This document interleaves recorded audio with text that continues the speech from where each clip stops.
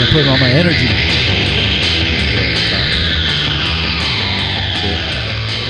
Give it to him? Give it to him. Action! Hot privates! This is the War on Comics. I'm Colin. I'm Omar. Today we're going a little bit off script. We got kind of a different twist we're doing. I am going to use this platform as my way to bully you into reading Cerebus. and I'm using my way of bullying you into reading Cerebus as an excuse to reread it myself, because I've read through the saga a handful of times, and it's something I want to. It's like it's a difficult cult to belong to, because you want to proselytize about everything you like a lot, right. But it's a very difficult pitch to be like, we're gonna read 300 issues. So I think the format going forward, and okay, let's go backwards and say that I think in general it would be nice on this program if we could tackle sort of like stories that take longer than one episode, Which has been what we've been kind of doing up until now. Exactly. Either standalone graphic novels or collections or things you can kind of chat and get over quickly. And I think there's a lot of value in discussing epics and more long form stories where you kind of get in the writer's mind. Which isn't to say you don't get to do that in the single graphic novel form, but I think there's just a different quality of a big story. And that said, I don't know of a bigger story in comics than Cerebus. Dave Sims written and drawn 300-issue epic. So this is kind of, I guess, the way I see this. Correct me if I'm wrong. I'm going to be dominating the conversation here. But I think we'll kind of maybe spend some more time on this first volume, and then from here on out, every issue or every episode, we'll tackle another one of these phone books, they call them, at the end, and slowly but surely we'll get through it. And hopefully, after we finish Cerebus, we can move on to another big story. There's endless. What are some big? What are like big epics? That big you epics like? that I think that I've always wanted to read was like the In Call. Oh, geez, yeah, that's Jodorowsky's deal. His stuff's far out, man. I read it out of order. I read the Meta Barons. Okay. When he did that with the Boris Vallejo, I think. All right. And that was before I discovered like fucking Mobius, because I thought Boris Vallejo was like the shit. It reminded me of like Frank Frazetta and stuff. But I think something like that, or even Bone, if you've never gone through Bone, I mean, Bone's amazing. I love that book. I've only read that once, and I could stand to go back because that is Bone is that bitch. 100%. She is that bitch. She is that bitch. And everything you've heard is I'm agreeing with. Doesn't it suck when you like let's say you watch a movie, read a book, whatever it is, listen to an album, and it's something that's like so widely celebrated, and then you're like, all right, fine, I'll listen to it. And you're like, fuck, okay, yeah, it's really good. It's actually good. God damn it. I wanted to like spice this. I had that with Astral Weeks from Van Morrison.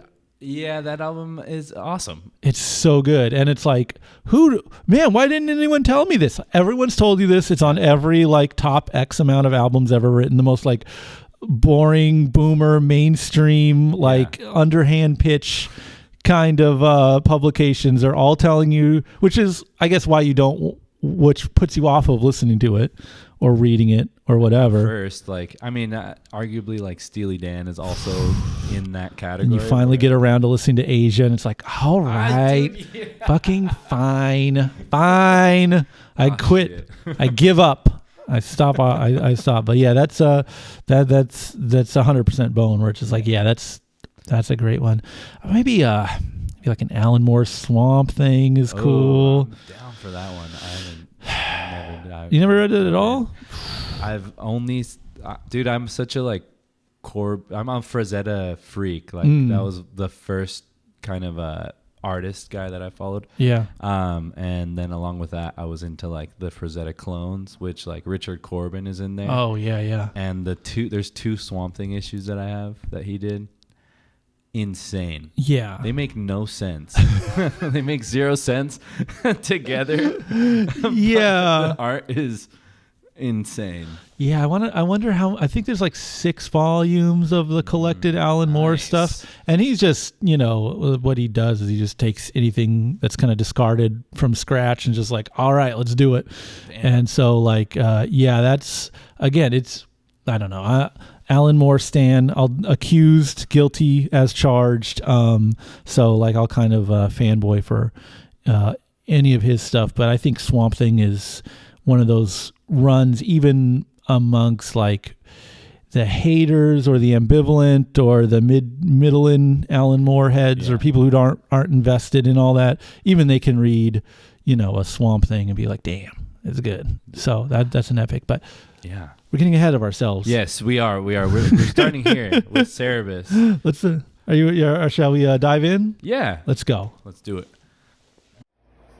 All right. So as said, I am a Cerebus convert. I want to know what you thought of this first book. The first. Yes. It's off and running. Yeah. I think that whether it was by accident or not, he knew on a bigger scale, I think, kind of where he wanted to go. And that was the biggest thing I noticed. Either he was kind of, is he a jazz musician? Oh no, I don't think he has. I don't think he has anything to do with music. And anytime he has a music reference, he brings a stone, like the Rolling Stones, in later on. I think he's very entry level, classic rock, which is very fitting, and also about the opposite of jazz or anything free flowing. He seems like a blue collar guy almost. Very blue collar, and I guess was just was having fun with his the stuff he was making up, just kind of playing around with some story, maybe was he melding Conan, actual Conan stories from back in the day? Yeah, so he's on record as saying it's Bernie. No, wait, give me a second here. Barry Windsor Smith's Conan was basically his his guiding light, and that was his what he was trying to kind of do a parody of, or do that but with funny animals in it. Okay. And man, I do really, really like this first issue. I think I don't know, there's something, it's a little, I don't know, I don't know how to put this. Maybe it's a first issue of a comic can kind of be too iconic or something. The first issue of Spider-Man, let's say, is not that great of a read in and of itself, or the first appearance of Superman or Batman. They're they're reprinted forever. They're endlessly collected, but are they that great? I don't know. I think this first issue of Cerebus is really strong and self-contained, and I guess there's a sense of not knowing what comes after, or that there will be another issue. And you can see in here right out the gate, he's this is again an attempt at a Barry Windsor Smith Conan, but with this silly aardvark character. It's a pretty simple gag, I guess, but it takes itself very seriously. Yeah, and I get a lot out of this one issue, and we're not going to go issue for issue through here, but he basically he makes a deal with these 2 guys to steal this magic gem from a sorcerer, pretty run-of-the-mill stuff. And he goes, okay, I want 1 bag of gold. And they're like, okay, no problem. And so he's going through this sorcerer's a gauntlet sort of thing. Yes, and encountering all of these different illusions, and he's kind of handling them, not necessarily easy, but it's he's experienced enough, he knows the tricks. Issue 1, 1977, self-published, black and white, and there's these kind of images in it. It's amazing. And I'll say that this sequence right here, incredible. Out the gate, incredible. And this is rough. This is as rough as it gets, because it only gets more refined. This is not a great drawing in terms of cartooning goes. And there's rough spotches all over the place. The lettering is a little off, but I mean, it's all obviously very post-psychedelic here. But he essentially gets through the wizard's gauntlet.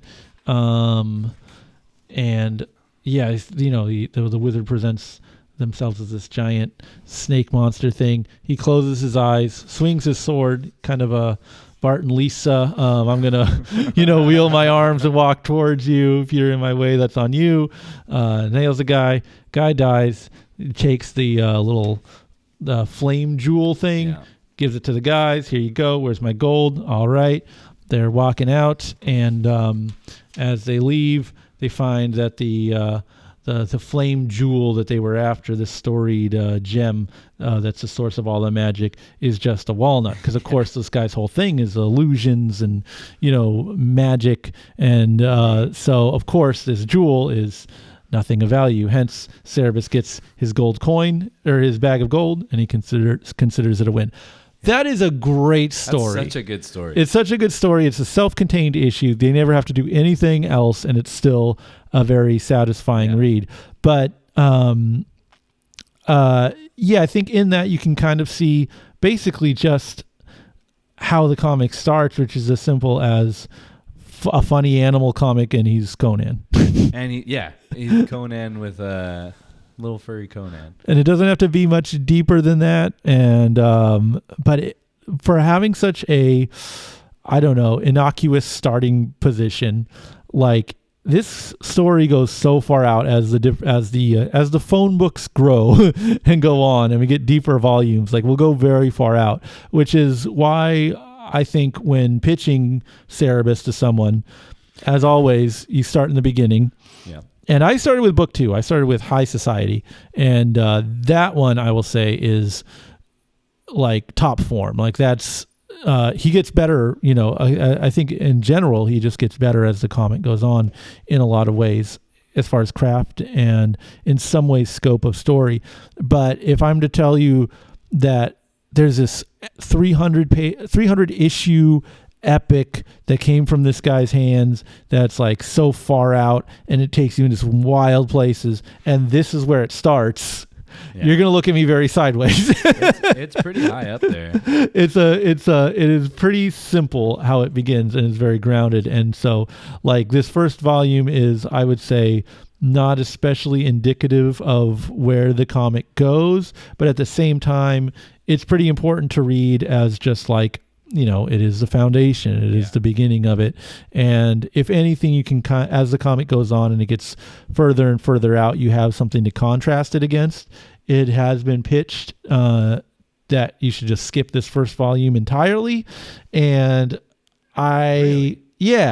because it is just sword and sorcery stories for the most part. It's episodic in kind of that way. It gets into some different places as it goes on. Like as in deeper within this volume, the craft gets a little bit better, and the stories, I think, get a little sharper. But still, I think it's pretty foundational. It's like, it's almost like, oh, you can skip the first 15 minutes of this movie, and it's like, maybe on a rewatch, sure, but you still should all see the whole story. I've read a couple issues from the High Society series, but I couldn't really imagine, like, just from this read. Now that I went through it, it's like you get the DNA of who this dude, or like what this story is. For sure. And the kind of humor and I don't know, the pacing and the character itself, because I think High Society starts, he just goes into a town, and then they start acting funny for him, and you can keep up with it and figure out what's going on with it. But this is the story of how he gets to that town and everything that leads up to it. So it does have value to the larger narrative, like objectively. But again, I think it's just real acolytes of the story have had such a hard time being like, no, it's really, really out there and smart and, unique and all that. And it starts as a funny animal, Conan. It's kind of, I mean, it's such a good pitch. Right. I'm glad you're in, because this is the hurdle to jump through or jump over, Dude, get over. really? Yeah. So if you can get over this, then you're very stoked. Up until volume 12-ish or so. It gets a little as kind of, universally regarded as like, okay, he's just off his fucking rocker at some point, and he gets pretty off his even as a good amount of issues though to go through before you turn. And I think the consensus is this like meet in the middle, which of like Jakad's story, and I think it's Melmoth. Melmoth is probably my single favorite volume. This is all down the line. This is why it's nice to have the series, but it's that middle there is like kind of universally like, damn, this is amazing, but you have to get there and you have to get into the characters, and to do that we have to get through this this chunk here. So I'm very curious to know what you think about this chunk here. I do have some picks because I didn't want to give up too much of the series, because I do think that, I mean, even if you don't read all of them, it's nice. I always like to go to where they originally started, like Love and Rockets, like the first issue. This is kind of like how Jaime Hernandez's art looked like a little bit before, like a little bit unpolished, but there's still some strength like to the storytelling and stuff. And that's, to me, I mean, it's like finding the Cro-Magnon or something. Right, like you see the in-between of like where somebody starts, where like a person like at this level, because I would say this dude is like a pretty proficient artist. I've seen his later stuff in the Image and all that kind of stuff. Yeah. Like, it's pretty fucking good. It's good cartooning. Yeah, and I think rereading this, the joy is seeing the evolution like issue to issue, and even I would say I have a specific issue in the middle where it's like he's properly reached full form, Okay. Yeah. But yeah, you definitely can sense him getting better issue to issue. And how cool is that to just see a chunk of comics? Again, even let's say this story doesn't get any bigger and this is just this. You have a chunk of comics from 77 to 81 that are self-published, that are not superhero based, but also not divorced from like genre or pulp. They aren't they aren't like autobiographical or like underground comics. Yeah. It's in genre. It's like, for sure. It's like stuff you'd find in fanzines and shit, like that kind of style. Yes, and it's decidedly fantasy, sword and sorcery, but to see someone just operating, self-publishing, and getting better issue to issue in that short period of time is like awesome. I mean, I guess you ever crack open an Elf Quest? Yeah, when super young. Yeah, Elf Quest I totally remember those. Elf Quest is fucking awesome, and Wendy Peeney, who is the writer and artist of those, she's like pretty. I think she's way more sophisticated than this out the gate, but and maybe those stories are maybe a little more.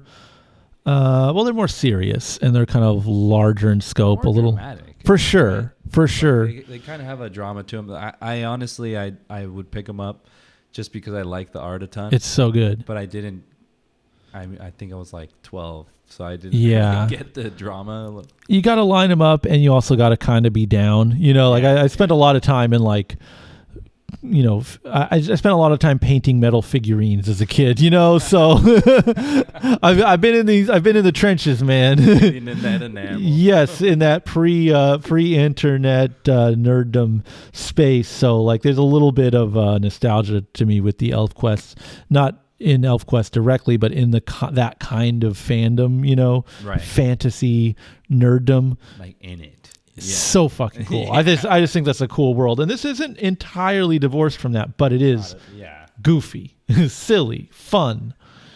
And I'm gonna go to the story that I thought was the first really strong story in the series. I think all of them are pretty fully formed for I like the kind of episodics that he's doing. But this one, The Black Sun Rising, was where I was hooked. I like that there was like an alternate ending, and he's just kind of playing around with, like, do you remember this one? No, break it down, dude. So in Black Sun Rising, so this is kind of like the classic, like teasing the money shot. Yeah, great splash page. Boom. So we're going and we meet that kind of doofus guy. Yeah, Elrod, who I think is a play on Elric from the Michael Moorcock books, The Black Blade. Oh, yeah. Yeah. I've never read them, but like I've heard a shitload. I just know about. I'm a Blue Oyster Cult enthusiast, and so that's all I know about is that those stories. A lot of his stories are Blue Oyster Cult songs. So, that's the only reason I know about Elric and the Black Blade and all that. And so this is Elrod the Yeah, I didn't put it together till later, and I don't know why. Maybe if you're like a big Michael Moorcock fan, which is like, bro, if that's your reference point, like I understand how these comics are kind of like not connecting maybe to future generations, because that's some pretty deep cut genre fiction there. But he's Elrod the albino, the last of his kind, and he talks like that foghorn leghorn, kind of like I say son, little I said son. But this is this dialogue, like that dialect stuff that Sims is playing with here, like that doesn't go away throughout the whole series. I think he hears the way people talk and transcribes it in a way that's like very clear. So like it might be a little annoying like to read almost, because it's so like onomatopoeic, I guess, in a sense. Like if you're doing, there's like this Margaret Thatcher character he does later, so you're listening like, do you know what, and it's like what is WOT, like and U is YEW. Yeah, for real. It's like so it gets a little tedious, but it's just, I don't know, I guess to speak to the foundation, it's like out the gate, this Elrod character has got that kind of dialect stuff going on. It does feel like a stereotype, but of a very specific person, right? Like, and it's funny in that way that it's just like it's based off of like one person's like attitude or like whatever. Like if he's lampooning that character. Yeah, I think it might just be like and again, unless like I'm missing a lot of like deep Elric references here, but it's just it's just the character that like puffs himself up and is full of himself. He's pitched as just pure comic relief. I don't think there's like a lot deeper to that. You're supposed to just have fun when he's on in the comic. Feel like there's like some fucking silly ass flute song happening in the background while this guy's on screen. And Cerebus is always annoyed by him, which is just part of it. He's plotting to kill him. You use him as bait, right? Somehow this is like Looney Tune stuff. It's like so fucking funny. Very silly, but it's also not hitting you over the head with that reference. It's it's just it makes sense for the story. Yeah, I think they like the adventure and fantasy elements are still pretty solidly in play, and you can and do read them like a straight action adventure story, but with these heavy comedic elements. And I just wanted to stop on this page because I feel like this is where he's starting to show off a little bit. Okay. Like he's got a couple of really good renderings of this guy. Yeah, that's the first that you kind of see. The blacks and the contrasts on here, very very good. Look at and that only gets better as it goes along. It's you see the manic energy, I guess, like that it would take to do 300 of these. Yeah, I mean, there's some, obviously, like the Cerebus stuff is it Letraset or the screen? The texture. Yeah. Like that's something, but I feel like all this cross-hatching, which you see a lot in these early issues, are like, that's just him not having a lot of bags of tricks and doing that over and over again, but it's still work, man. Calories burned. And that's a single, I don't know if they can get that texture there, but that's one line for each of these like brick textures here. And I mean, even right here, there's the little tiny circles that he's probably drawing in. Yes, so much work. Yeah, this is the first one where I'm sure that there's stuff like this all over the first issues, but this was the first issue that to me was like, oh damn, he's got some cooking right here. He's got some cooking, and we get this kind of cult that he infiltrates. Yes, with his buddy. And it turns out that he fits the description of a deity that they've been looking for. Right, the Peaks, right? Or the... It's got some funky name. I mean, there is like so much of the comic is like world building, you know? Yeah. And like, I don't know, there's this... Okay, I was watching Empire Strikes Back the other day. Nice. And I'm like, do you know how fucking cool it is to introduce the AT-AT, right? The walker guys, right? And like, you also... take it a step further and are like, okay, well, how do we kill? What's the coolest way we can blow these things up? You throw a rope around them, you tie their legs up, you kind of like, rodeo style them. So it's like you introduce an idea and then you immediately go within like, minutes of them having screen time, you immediately take it to this kind of far out place of how to, destroy them. So it's like you introduce this cult, you introduce this world where this group has been worshiping a figure like Cerebus or a ordained Cerebus type figure, and then you immediately are like, well, okay, how far do we go? Well, you have this false messiah who's dressed up like him to try to like, it's a little bit convoluted, right? Because they're trying to infiltrate them, and then you have, well, what if that guy who's going as the mascot is, your dopey comic relief guy is confusing him for the real thing. Like, so we're playing with this concept so much after just introducing it. And yeah, look at that. That's like so good. Sick, that is good contrasting, good shadows. And you get to have fun action. And it's like, yeah, you can already see the characters like starting to get a little more cartoonish and just like easier on the eyes, but we're still not quite in our final form. And then he gets as they're going through the as we're going through the cult, he finds himself at the prey of the spider thing that's in it. And then of course next issue you gotta take on the monster beast. Yeah, it's like, I don't know. It's very fun action comics while being, having a lot of craft and just silliness. Because I was gonna say it is like I don't know if he must have played a ton of D&D, like, because it's kind of like he's thinking like a DM. Writing the story. I think so much of that stuff was sort of incestuous, to where like this whole scene. If you were reading Conan comics, if you were reading, Tolkien, if you were involved with any of that stuff, you were kind of getting bleed over from other areas of that fantasy nerd space. If you were, I mean, it's almost like there's more niches now, and back then I feel like it was like you liked all the stuff that nerds liked in a way. Like, like a genre kid. And they all kind of bled together to some extent. I mean, actually, go back, Conan has a lot of stuff from H.P. Lovecraft in his stories. Like, he uses... I did not know that. Yeah, they were like pen pals. Is it Robert E. Howard? Wild. Was the OG Conan guy?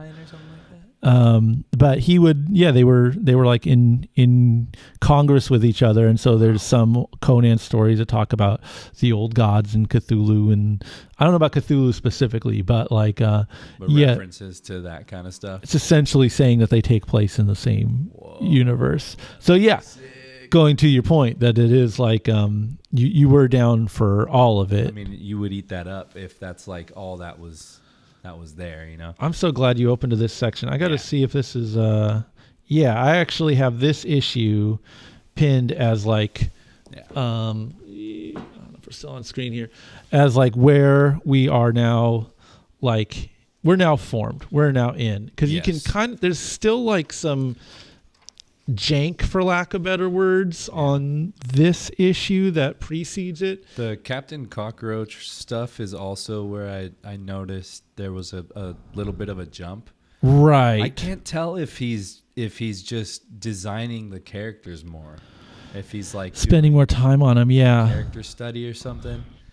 Because you're right, dude. From this story, like we'll just say, which is still impressive. Like don't get me wrong, this is not something that like I could do. And then this is where the inventive like kind of panel layouts.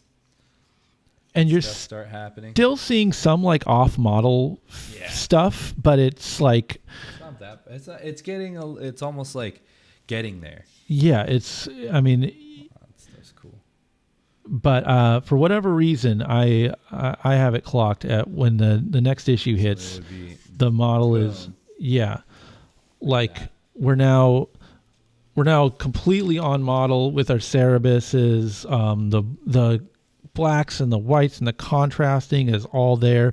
Like this is a far more economic like background than like all the hatching and stuff, even though you are still seeing bits of it here and there, which isn't really like a good or bad thing. It's just to say that like I think he's learning how to get more out of less, and using stuff effectively, right? Because like you're saying, to your point, like there's definitely more spotting blacks, but he's still got the cross hatching where the characters are landing, which is like it makes it easier on the eye, right? Like versus like if this was just a black border, that kind of like strain, I feel like, your attention to the character. This is kind of like easing you into with the character and blending like the dialogue a little bit, or that's kind of how I've kind of was feeling like he was getting at with this kind of textures and stuff. It's just so cool to see a guy like figuring this out as he's going along and like actually working and still giving you like cool stories. It's not like you're watching a kindergartner like babble on about their day, you know. Why don't you hit them with that page you brought up originally? So the dialogue is also getting a little bit stronger in this issue, because I think that before it felt like those like kind of, not to diss on any of the old masters, but like kind of like those science magazines. They're kind of they're done quickly. And well, it's still so firmly rooted in like parody, I guess, that like they're kind of bound to the storytelling and dialogue of those kind of comics. Maybe that's like part of the joke or something, but he figures out how to kind of that's like not what's interesting to him. And I don't know, it's almost like these characters become more real or something. And introducing Lord Julius, which is this like Charlie Chaplin kind of character who's the head of the of this very complicated bureaucracy of East. Like it's a fun way to kind of jab at politicians while also actually, like, you know, if you do a Charlie Chaplin character, you have to have him be as funny, you know, and the jokes hit, you know, where he's like, I'm going to make you head of the kitchen staff. And he goes, well, what's a kitchen staff? Oh, you're going to be my personal like security guy. And he goes, well, why would you call it kitchen staff? Because if no one else knows how to run the government, then that means I'm the only one that can. So whatever titles I give out, you know, are essentially intentionally obfuscated to his own design. So it's like, that's funny. Like these aren't like, you know, maybe knee slapper, laugh out loud kind of funny, but it's like it's a commentary on fucking politicians. That like, in addition to just being a fun read. But look at this. This kind of sequence is insane. This is like great writing and drawing, and you know, I don't know if it's like manga. This is pre Frank Miller. This is sick. Like a lot. I mean, the last issue is 81, you know, so it's like doesn't have that like heavy metal quality where it's like, you know, just, dealing with like splash pages and overly complicated backgrounds. Like, I don't know. I guess there's some like Spirit, like Will Eisner stuff. There's definitely some of that in there. Even like Hal Foster. Sure. Like kind of vibes. But it's whatever he's aping really good stuff. Yeah. And it's not cookie cutter, and it's really an impressive job at aping it, frankly. Like he's doing just great work, and we're still within the first volume. It's kind of it is insane to see the contrast between the two stories we just looked at, because it's the same universe, but the amount of stuff that has happened to lead up to this point, as well as where it's like the setup that it's going for the next kind of issues. Looking back, like that's also such a strength that he was building of like the storytelling must be like leading every part of it. Yeah. In a sense. Or I don't know what these guys have. They all have like that storytelling bone in them that just allows them to kind of like be perfect for comics in a sense. Right. Because I think that he's got the comic language since issue 1. He has like that comic lingo going. Yeah. And right here is this. So I have this one highlighted, but really the one I'm talking about now, I'm just thinking like this issue, like the one that you highlighted for sure was like the turning point of in terms of skill. Yeah. Absolutely. Craft. He goes way higher, but the story where it's just okay. I did like this. This is a good example of what I'm talking about, where he's getting comfy with the story, and I think, or like his type of storytelling, and then playing around with comics and like those kind of like in his specific form of comedy. Right. Yeah, it's it's a little bit schlocky. It's got some kind of hokey vibes to it, but it's funny and it fits Cerebus really well. And take the dialogue out and just look at these expressions. It's like you can, the pacing is there. This is like top quality comics. Yeah. Top cartooning. All this stuff, like you say, you take the freaking dialogue out and it still hits. You still kind of get the point. Oh yeah, so he's conning this guy. Yeah. They're merchants, and they come to this town that's basically undefended. And he's like, okay, look, listen, there's a plague around here, and so he's trying to sell this merchant guy the cure to this plague that's imagined, and he's telling him the symptoms of it, like, oh, your heart's beating faster, my heart's beating faster, yeah, and you break out in sweats, and then I'm sweating, and it's like it's the OG like checking WebMD for symptoms, and so he kind of cons him into giving this anecdote for non-plague, but it's like. Yeah, it's just it's complete Bugs Bunny shit, It's this was like where the Looney Tunes aspect of it. I was fully in with the Red Sonja story. Yeah, that was pretty Looney Tunesy, but right here kind of brings it back to that kind of aspect, which is also like so Popeye and right. Like, yeah, so I just wanted to highlight this one because of that aspect. Yeah, it is a great sequence. My favorite story, though, of the whole of this first phone book was the Cerebus monologue. Oh yeah, these mind game issues. He brings them in a couple times as it goes on. Yeah, I ate this shit up. This is I would love to get a couple single issues of this, because what you're supposed to do ultimately, like.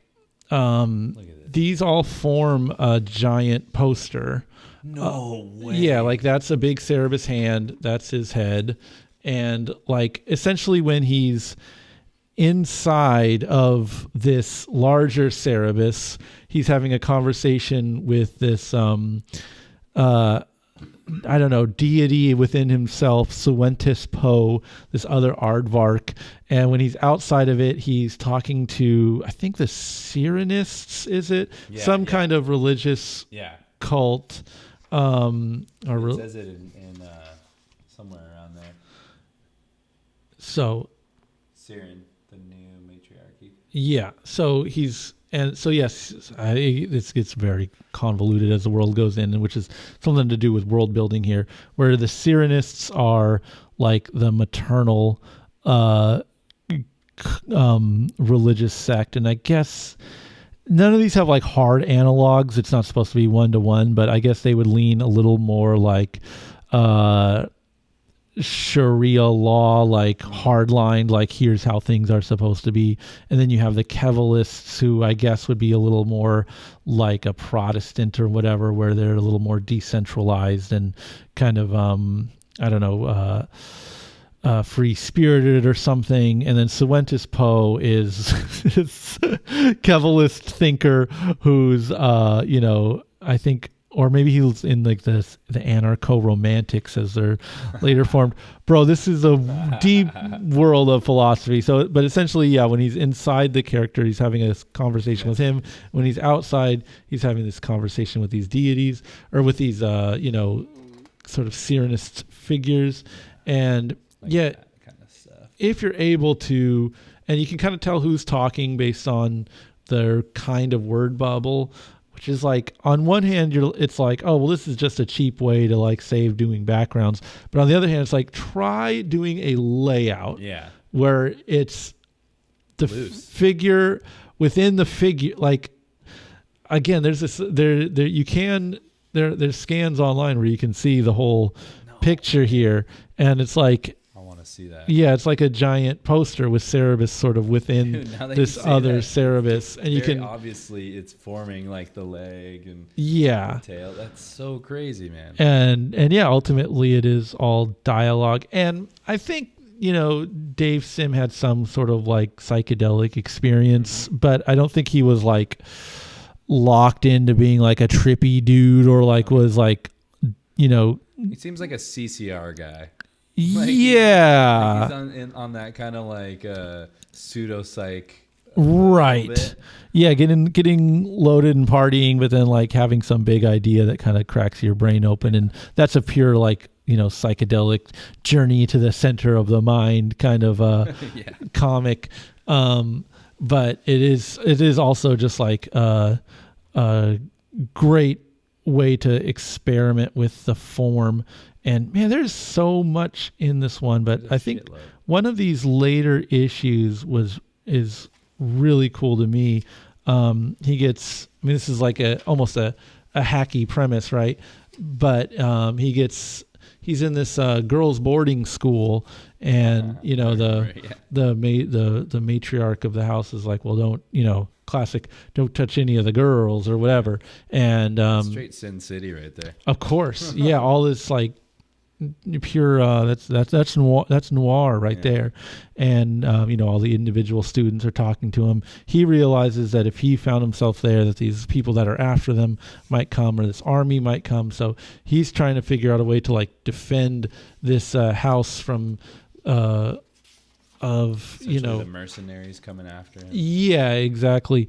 But it as the comic goes on, it kind of takes this turn where, there's the barbarian at the gates here. And I want to say somewhere around here, he's kind of asking too many questions or being a little too pushy. And then they knock him out with the crossbow. And then she starts scolding the girls for being a little sloppy or late with it. And then you kind of realize like, oh wait, there's more to this boarding school, and it seems, which is like very EC horror and kind of segues into the Swamp Thing parody. It's a little bit goofy, but it's also just really good.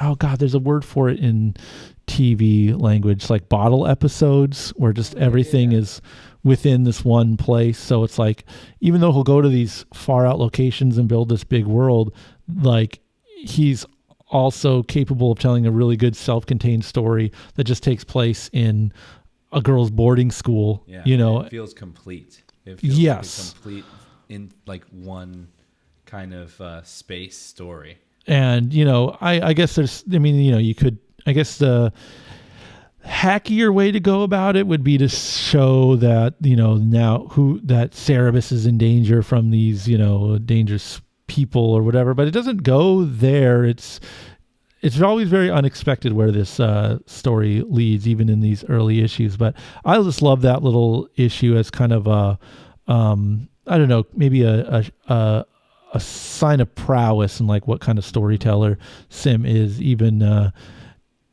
a couple years into the run, you know.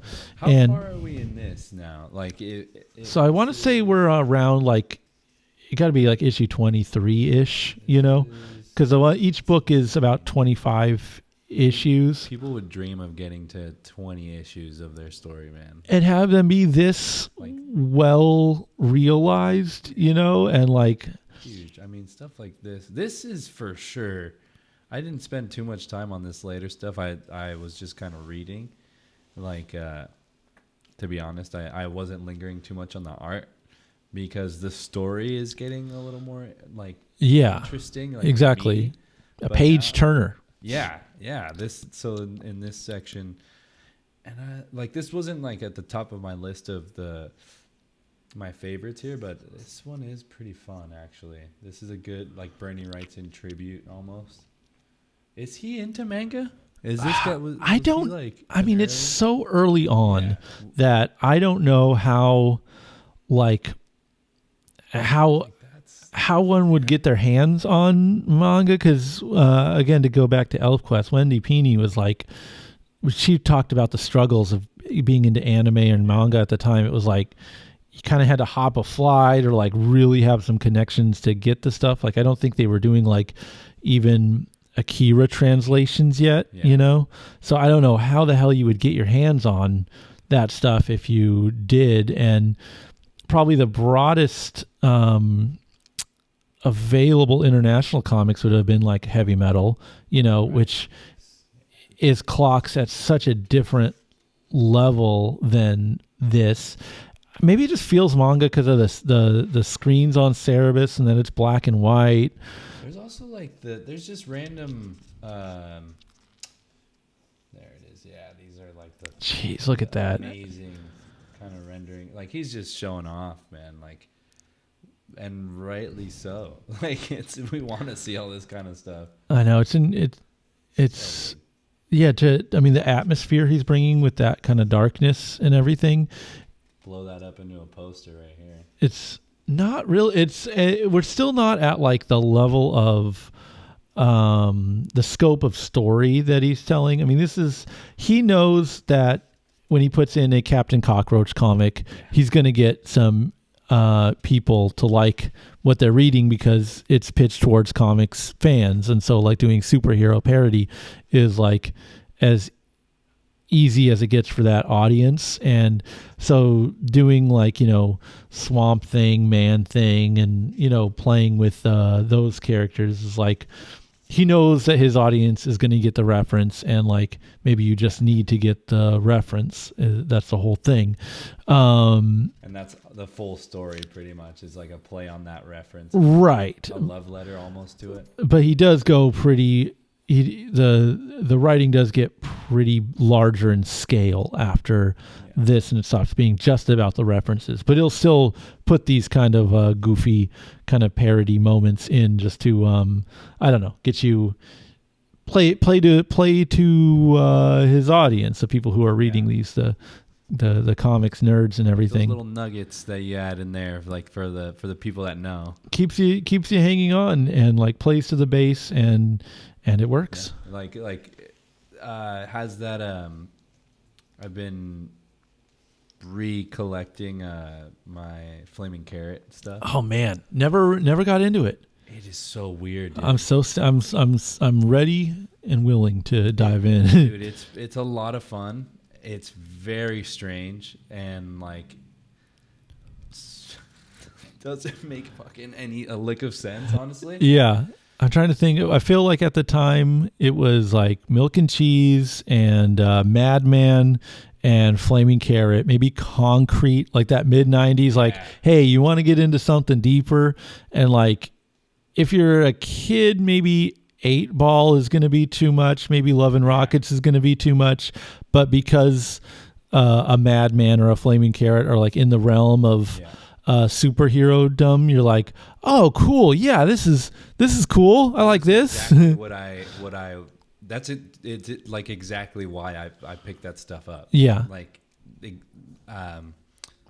this was before Venture Bros, which is like one of my ultimate. Like, yeah. That's the superhero. Well, that's like the deconstruction of like, I don't know, Saturday morning cartoons and stuff, as opposed to strictly comics. Like kind of like the satirical look at like all that kind of fandom and stuff, and that's what Flaming Carrot kind of felt like. Okay.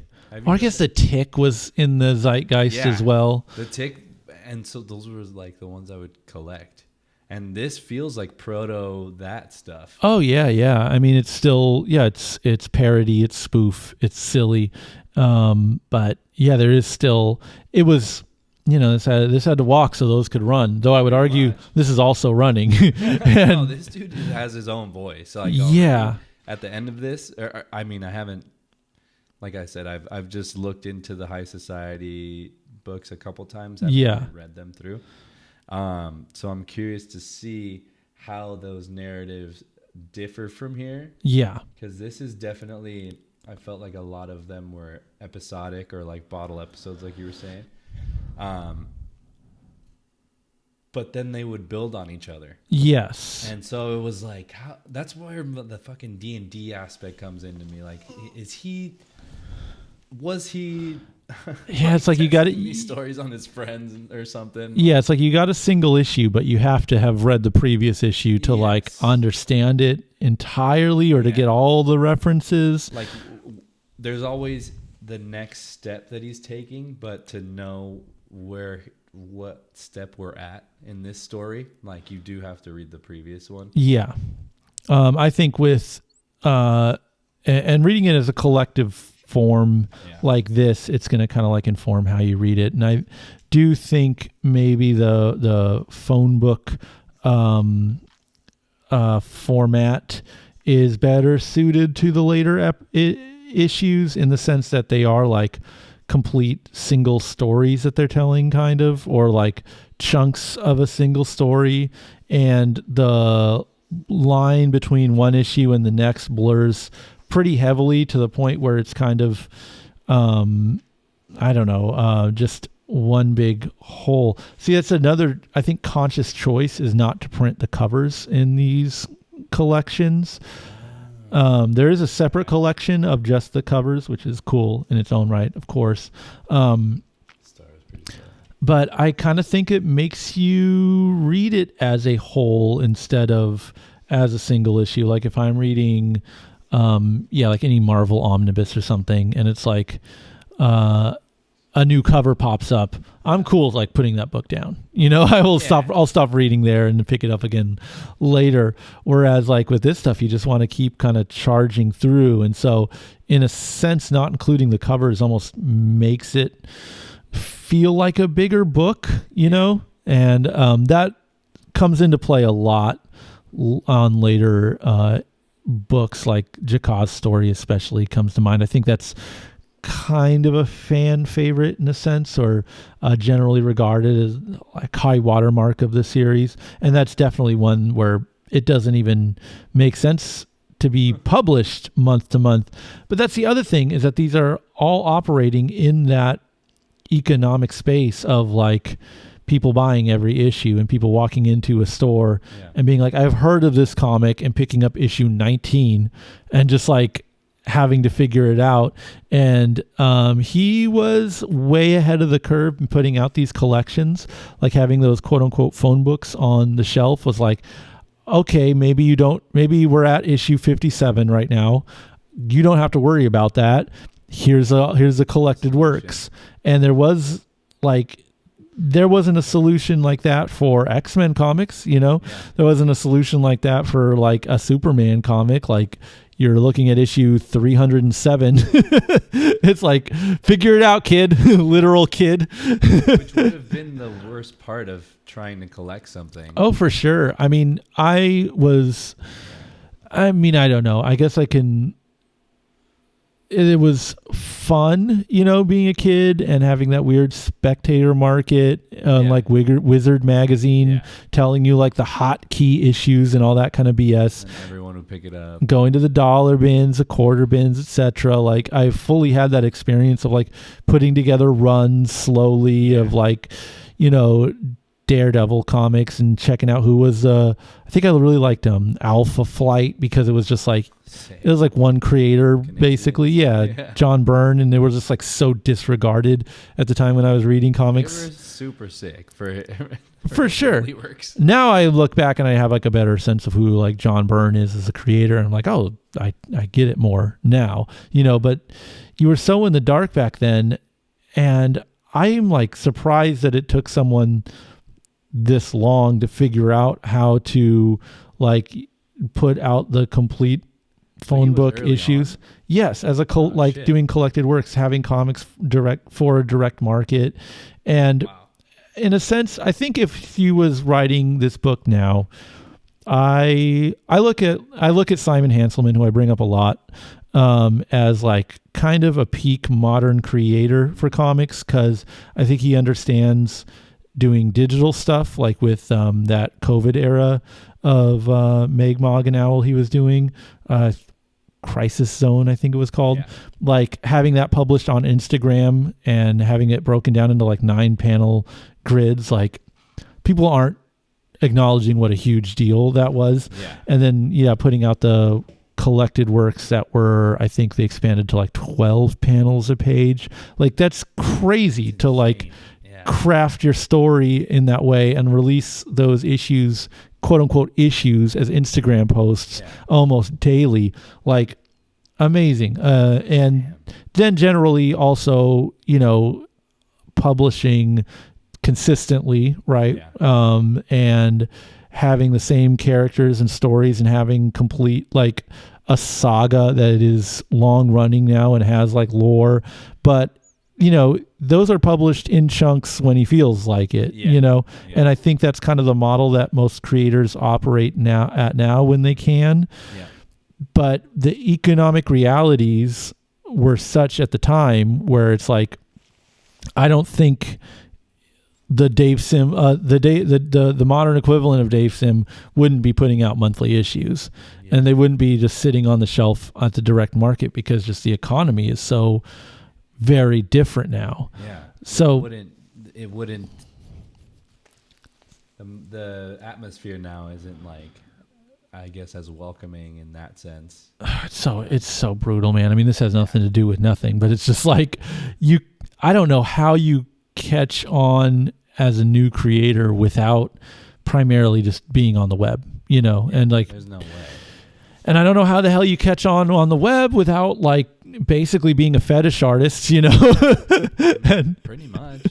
And art people are writing. There's so on RYM. Okay. Like we have like a little crew that is into comics and into art and stuff, and one of the homies on the in the crew is a heavy deviant art follower of people. There, I guess there's a ton of comic people, a ton of animators on there, and he says that there's a whole scene, like it's like a full on, almost like independent comic scene, fully on deviant art, because there's no other space for it, and it is kind of like, dude, it's like Sonic Chew stuff. Yeah, it's yeah. Like in that space of total batshit outsider works that only work inside of that space where other people are like, they found each other in a sense. Right. And there's not really a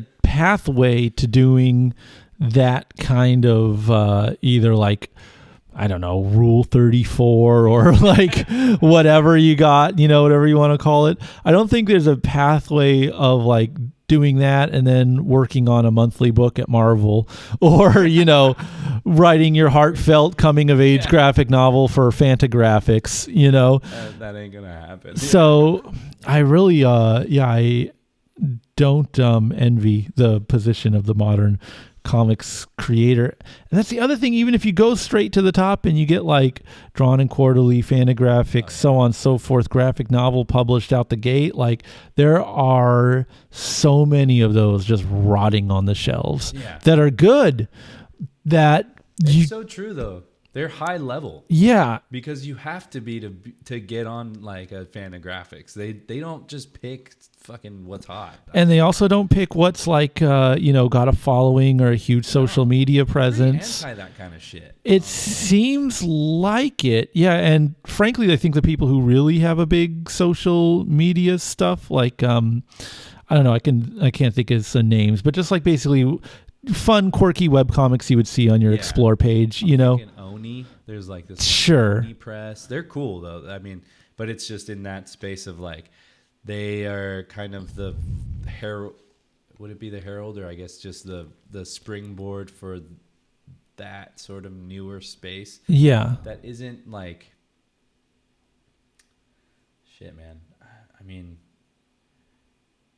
because they also get into like graffiti art, like graffiti works, and so it's a wide field, but it's also still comics in a way. I guess I'm just saying, if you're big enough, like you're on Simon and Schuster, if you have like that kind of following online, like you can skip all of this BS and go get a proper publishing deal, and so like it's a very difficult situation. And I think Dave Sim was maybe benefiting from the direct market in the sense that he could put out an issue every month and have it sit on a shelf and have a little space for someone to be like, what the hell is this? I'm going to finally crack it open and read it, because it was that pre-internet age. But also kind of hindered by it in the sense, like, I don't think he would be having to work at the click that he was working, and I don't think he would have to tell the stories in kind of a fragmented way if he didn't have to.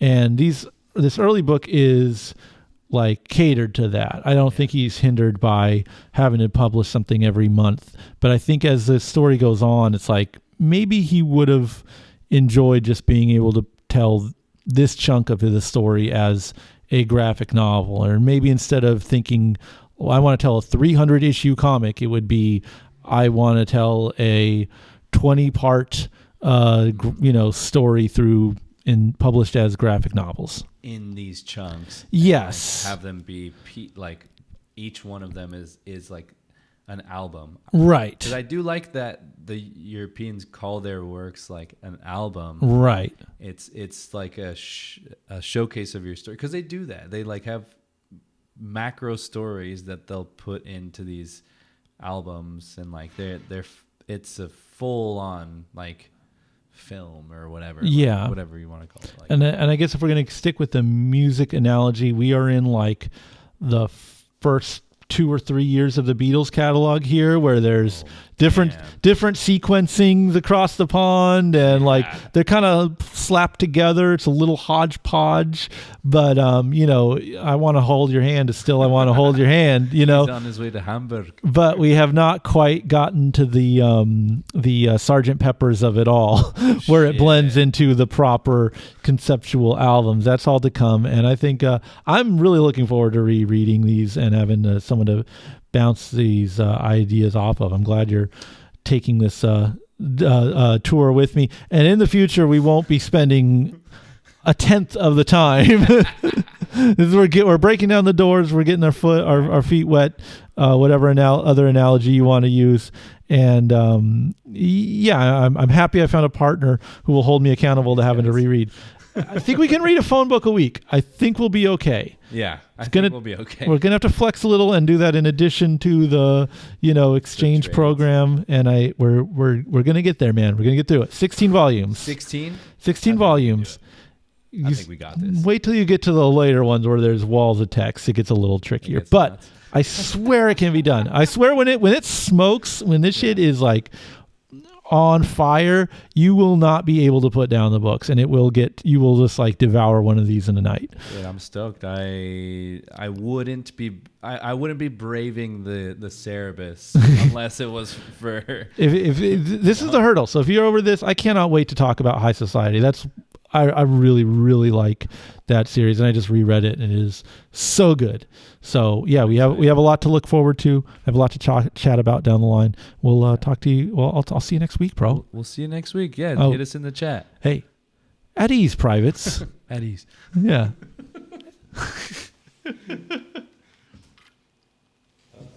Damn, bro, that was fucking long.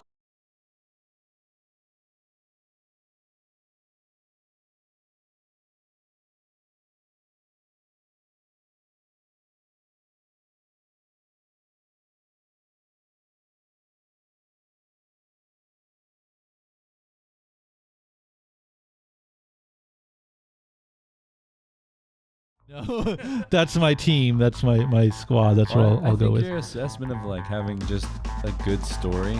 Yes. If people can like pull you into their world and keep you there and make it like entertaining, or even just like get their point across, that's like I think that's fucking magic.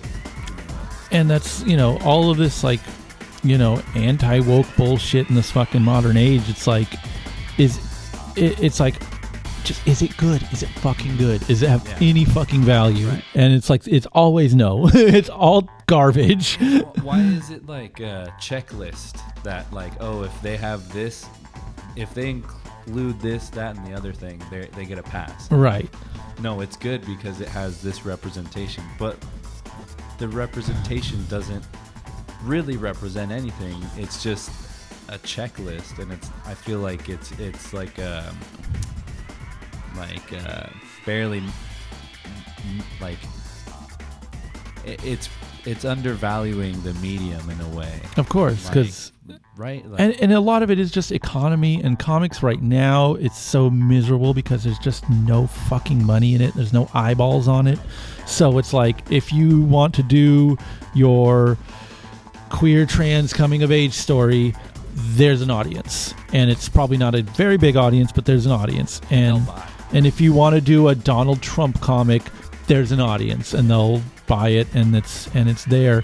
But it's like just telling a good story, having a good craft, working your stuff. It's not it's like that alone just isn't going to do it. And so you have to have all these different gimmicks come in, and it's like, I don't know, I guess like we talk about Bechdel all the time, like that's a woman lesbian creator, but her shit's just fucking good. It's amazing storytelling, and her like the way she draws facial expressions and shit, she's fucking incredibly talented. Who gives like a fuck about what she represents or whatever? She's just fucking great. Yeah. And then it's like, likewise, this is a medium largely built on the back of straight white men, or straight Jewish men.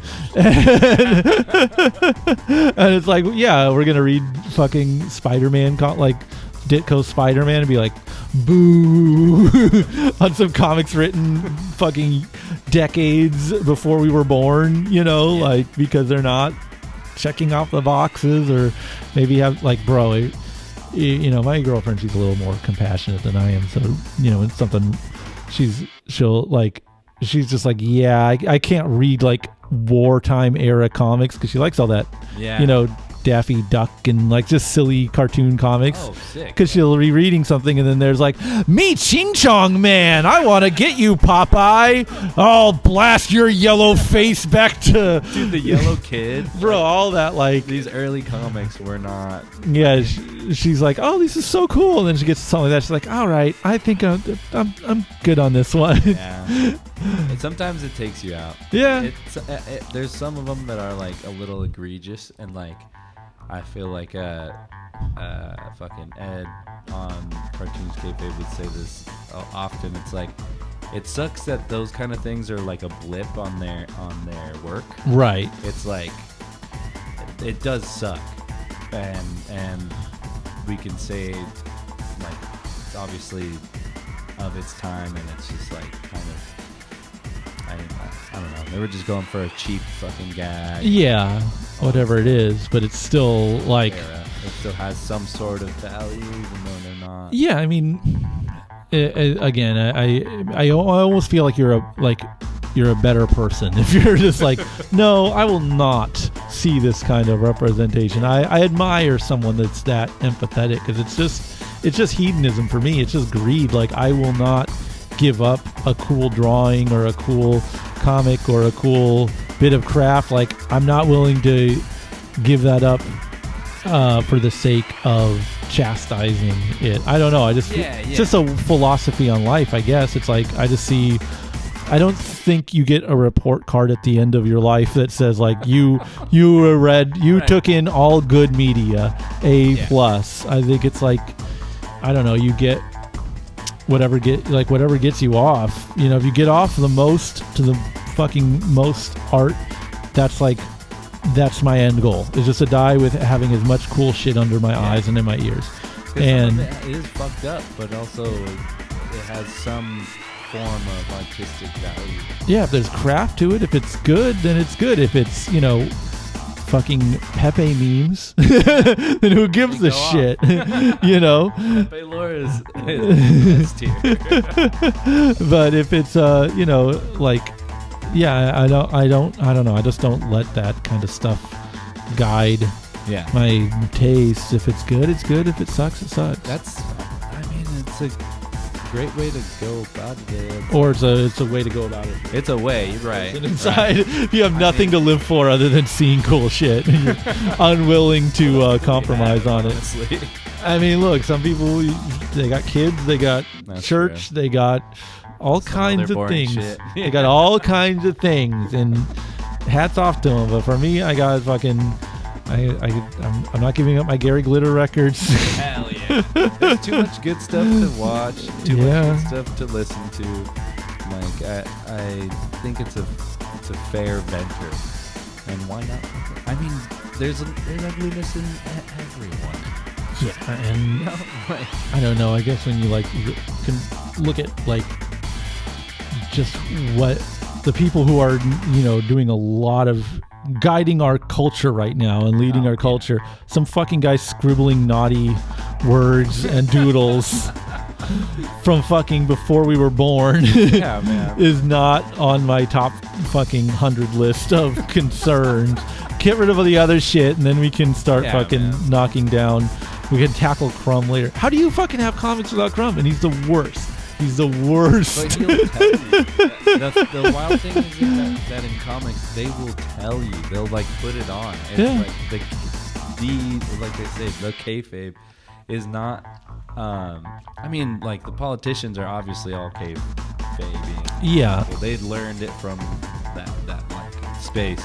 But I feel like in comics, there's the cult of your celebrity that can I guess. People, not that they identify it, but they feel, how do you say, not like you're a winner or something. They're just on your side because you're kind of being forthright with who you are. Yeah, they appreciate the authenticity. Authenticity. Yes. Yeah, and the authenticity is something that I think a lot of people love to see. Yeah, I mean you're drawn to it whether you know it or not, know. Whether you agree or not too sometimes. And I think there's a degree of inauthenticity in intentionally provocative or edgy comics where it's just this is corny. You're not really about it. You're not Mike Diana.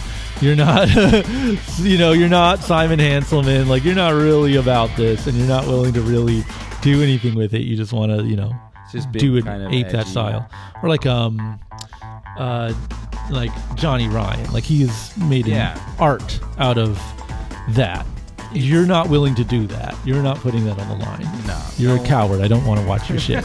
I do not Johnny care. Ryan, that fucking pit prison pit. Prison pit. Yeah, dude, S tier. Sick shit. Yeah, and it's I don't know. It doesn't have value if it isn't part of this body of work and this philosophy and perspective of what he is. It's he is so committed to what he does. How can you look at it and be like, I can't believe that's inappropriate. He's the fucking the gore guy, basically. Like, yeah, he's the dude that you would look. I mean, kind of like a neck face. Right. They're in that same like horror, but like splatter, like gags kind of thing. Yeah, but Johnny Ryan's just so fucking funny. I don't know. Yeah. I mean, maybe it's because my position of privilege. I'm not in his in the demographics that he's. But he fires at everybody. Exactly. The whole body of work. He goes for fucking everything. So let's get into the Cerebus. I'm gonna do a quick snap. Was that the light on or off or? So what's our top? Okay. So that it doesn't the other what's I guess